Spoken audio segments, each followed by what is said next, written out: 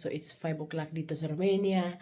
Kagigising ko lang, nagtataka ako bakit sobrang liwanag sa labas. Pagtingin ko ay grabe pala, kakapal yung snow. Kasing kapal ng iba. Char. Ng mukha na iba. Joke lang.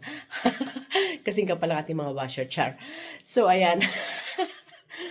So, magkape muna tayo, ha? Tingnan nyo. Ganyan lang naman yung aking daily routine. So, umaga, kape muna.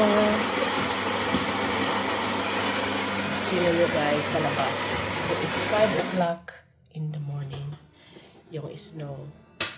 So, nag-i-snow pa rin siya hanggang ngayon. Ayan.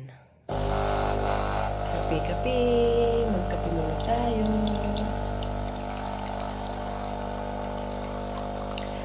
Actually, pangalawang ano ko na to, coffee. Kasi kanina. Anyway, for today's video, mayroon akong gusto i-share sa inyo kasi meron tayong mga kababayan nagtatanong. By the way, huwag kayong magtaka, nakapajama pa ako, nakasando ako kasi dito sa loob ng bahay, di ba, marami naman ang heater. Lahat ng mga bintana may heater, so mainit dito sa loob ng bahay, kaya ako ay nakasando.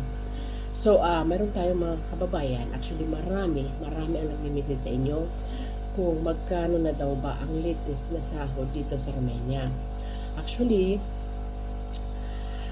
so it's 2026.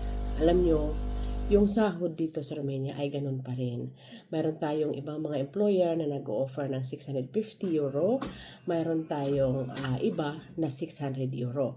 Pero actually, ang paghalimbawa galing sa Pilipinas, talagang 600 euro ang sahod ngayon dito sa Romania, nanny or housekeeper. At ito naman po ay for 2 years contract. Ang sinasabi ko po sa inyo, after 2 years po, ay automatic po tayo ay makakasahod ng 1,000 euro. After 2 years ha, huwag po kayong, mag-alala dahil sobrang bilis ng taon, okay? Dito sa Romania, mayroon po tayong annual leave. Yearly po yan na 21 days. Pwede po natin yan pabayaran sa ating amo. Pwede din po nating